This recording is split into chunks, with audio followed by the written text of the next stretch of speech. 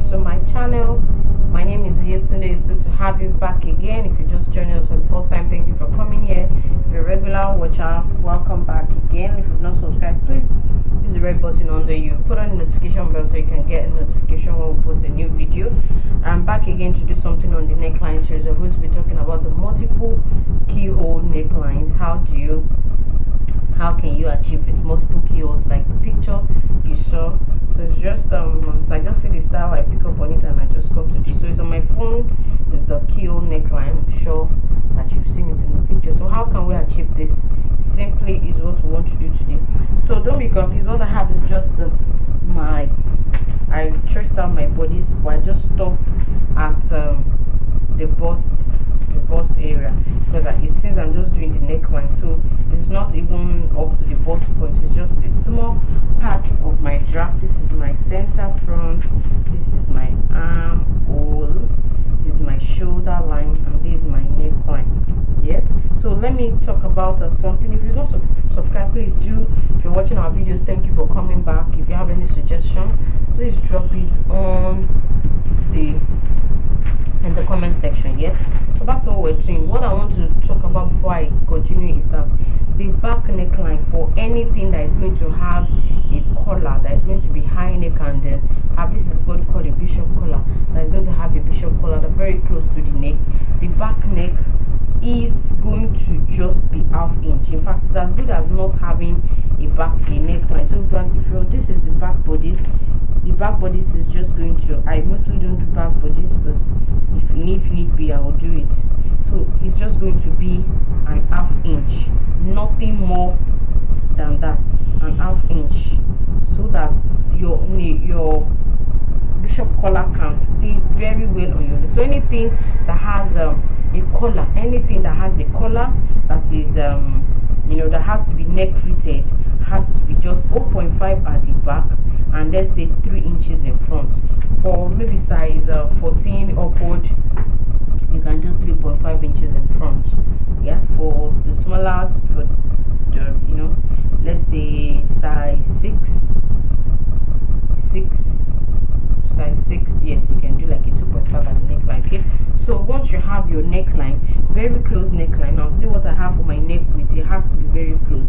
I have just the 2.5 because it has to stay fitted on my neck. Once your bishop collar starts to sag, then it doesn't make any sense again. So, and I've talked about this, how I do this neckline in my video. It's just my neck circumference into 6, this one my neck circumference into 5, or if you do your back into 4, do back into 4 minus 1. Now my back into 4 is a 3.75. 3.75 minus 1 is a 2.25, which is almost like 2.5. So if you use your back into 4, do a minus 1. If you do your neck circumference, just use this. Okay, so we'll go to the neckline. So how to make the keyholes? The first thing you need to determine is from the center body, how low you want your keyhole to be. Do you want it to show some skin? So for me, and then the middle can just go a little deep. For me, this is 3 inches. If I'm adding another 4, that will give me a 7. 7 is still safe, so I'm going to be working at 4.5. So you need to calculate what you want. So that means for me, I'm doing a 7.5. Okay, indicate where you want your keyhole to get to. Then you also now indicate how wide you want it to be. So for me, I'm going to just be doing a 0.75 inch at both sides. Obviously one side will interpret to the other side. Yeah, so the next thing I'll just do, I don't know if I have a French curve that can attend to this. Let me see if the smaller one can. So I'm just going to take my neck, my okay, this is perfect. So I'm just going to take my, instead of doing freehand, so I can get something perfect. So one thing you need to note is that it needs to come back to this middle, and it needs to come back here. Okay, so I just use this to draw my circle, my semicircle. So you know that by the time we open it, it's going to make something like this. Okay, so that's one keyhole. We can have one more or 2 more keyholes, depends on what you want. So I'm just going to continue to say what space, what hole do I have here. I have a 4.5. So I'm just going to continue continue my keyhole to be on 4.5. Okay, so I'm just going to be drawing 4.5 all the way on all the bodies. Now some keyholes will get to the armhole, but I don't want to get to the armhole so that it doesn't it complicates the sewing process when your keyhole gets to the center. So me, as much as I like to be fashion forward, there's something about ease of work for me than ease of rocking from the person. If it gets to the armhole, it might want the armhole to be gaping. So you can see that I've made it easier. I've drawn the highest points of my keyhole. So it now determines how many more keyholes do I want. Do I want 2 more or 1 more? Okay, so let me see the spacing that we have here. That's what will determine if I'm going to do 1 more or 2 more. So we have 3.5. Half of 3.5 is 1.75. yes. So this is the middle. If I want 1 more keyhole, I'm just going to be making that keyhole around this place.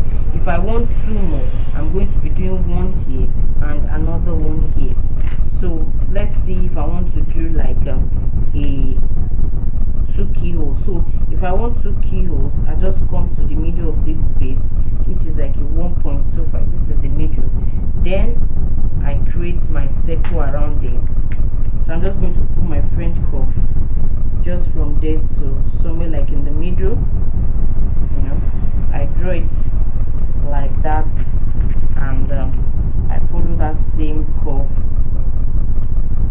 Okay, so and I'm going to just draw this back out. So I'm just going to make it meet the beginning and the end. Okay, so I have my second keyhole. So this is, I'm just aiming for uniformity in my keyholes. Yeah, so that's the second one. I'm also going to talk about how you can sew them so that it's not just we've cut. Okay, so the third one I also go, so this is just ease. I could have done it freehand, but because I'm teaching, that's why I'm doing all this. So I come to this space too, I get the middle of it, 1.25. yes. So the middle will be, let's say, to around the 1. So this is the middle too, and I just do the same thing. I bring my curve all the way to that point, and then I take the second curve, I let it meet that curve, and I let it come up like this. Okay, so do this. You can do this directly on the fabric too. You'll be using your chalk. Okay, so this is how you can. So now I'm creating 3 keyholes, like the picture I used had. Okay, so this now is 1, 2, 3. So it will be 5. Sorry. So by the time I open out, this, by the time the other side comes up, it's just making 1 keyhole. But the dress we had just 3 keyholes, but this will give us 5 keyholes in front. Obviously, if you want just 3, you have the first one here. The second one, you build it here. So the second one will just be using this middle space, and like that. Or if you want it to be closer to the neckline, you can use this one and eliminate this one. So I'm just giving us options that we can work with if you want the keyholes. Now another thing is that your keyhole, you can also make it wider than this. So I think this is perfect for me. If it's too wide, the keyhole might start to give. Also, when you're making this kind of dress, you will do your interface. So if you want it at the back, just follow this same route that I did, but this time around, you know that you will be working from 0.5. yes. So from 0.5, but I think keyholes are just nice when it's in front. So, but if you want now, you can also be very funky and make this middle keyhole a little longer than the other ones. It will still not show anything. Let's see. At the end of the day, I'm going for an 8 on the middle body will not show anything. So as a fashion designer, you should be creative with your designs. You can take your curve like this, you can take your curve like this. So if I take it like this, I'm reversing the Q, so the space is going to panel down here and have more. So let me draw the 2 design. I'm just igniting our mind towards as a designer, we should be creative. The way you use your French curve matters a lot, you know, the way you do your designs. If everybody, okay, now the designer sent to you, obviously the keyhole was facing down, but I can just, you know, make my own keyhole. Now this two is obviously facing down. Now this one is going to be fatter here and it's going to slim down here, you know. And if you want to use this one too, the fatter one down, so you just do as you want. Okay, so that's that. I'm going to cut it out so that we can see the beauty of the keyhole. So once you're done that, you're going to cut here. I'm going to cut out my neckline. So, and then you're just going to cut a bishop collar. I'll still explain that. So the cutting, just cut out your keyhole. So that's why I said you can do it directly on the fabric. So obviously, instead of using your pencil, you'll be using your